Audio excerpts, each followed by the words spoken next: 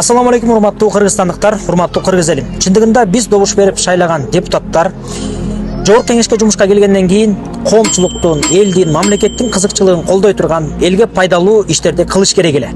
Бирок тиге каршы кээ бир депутаттар ал жака баргандан кийин элди экиге бөлүп жарып, элдин мыйзамдуу укугун бузуп жатат.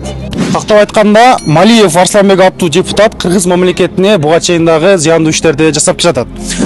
Буга чейин Куранды бурмалап, хиджабка асылып, жана ошондой эле казинону колдоп келген. Азыркы учурда хиджабка асылып, монтураган эже карындаштарыбыздын укугун тепсеп жатат. Бул Малиев депутат конституцияга, динге системдүү түрдө кайта каршы чыгып келет. Биз мыйзамдуу өлкөдө жашайбыз. Бизде баш мыйзамыбыз конституция. Ал жакта бул тууралуу эмдеп жазылган.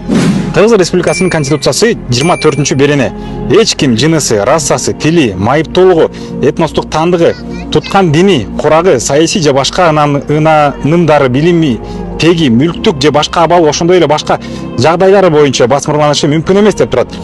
Билим берүү жөнүндө мыйзамды карасак, 3-беренеде билим алуу укугу дейт. Кыргыз Республикасынын жарандары жынысына, улутуна, тилине, социалдык жана мүлк абалына, ден соолугунун мүмкүнчүлүктөрүнүн чектелгенине, ишинин түрүнө жана мүнөзүнө, дин тутуусуна, саясий жана диний ынанымдарына, жашаган жерине жана дагы башка жагдайлар карабастан билим алууга укуктуу.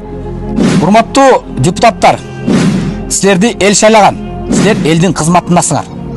Ошол үчүн эл сурабайт, эл талап коет. Эл өзү билет, кимди коет, кимди шайлайт, кимди мөөнөтүн узартарын, кимдин мөөнөтүн жеткизбей, кетирерин дагы эл чечет.